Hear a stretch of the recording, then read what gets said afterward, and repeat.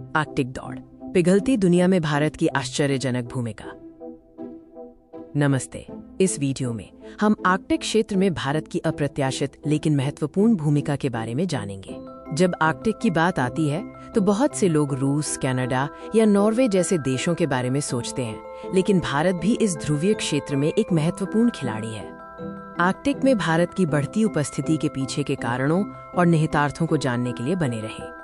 बहुत से लोग नहीं जानते कि भारत का आर्कटिक में हिमाद्री नामक एक अनुसंधान स्टेशन है और ये आर्कटिक परिषद में एक पर्यवेक्षक भी है। ये भारत की वैज्ञानिक और रणनीतिक रुचि को दर्शाता है।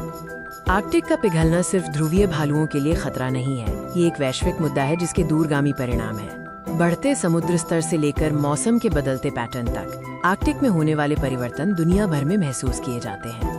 जैसे जैसे आर्कटिक पिघलता है, नए शिपिंग मार्ग खुलते हैं, जिससे यात्रा का समय और लागत कम हो जाती है।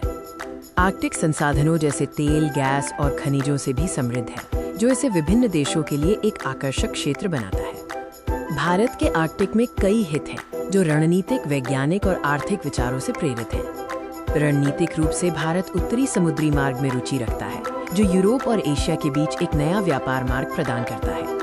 वैज्ञानिक रूप से भारत आर्कटिक जलवायु परिवर्तन, पारिस्थितिकी और समुद्री जीव विज्ञान का अध्ययन कर रहा है। आर्थिक रूप से भारत ऊर्जा सुरक्षा के लिए आर्कटिक के संसाधनों में रुचि रखता है। संक्षेप में, भारत आर्कटिक दौड़ में एक अप्रत्याशित लेकिन महत्वपूर्ण खिलाड़ी है।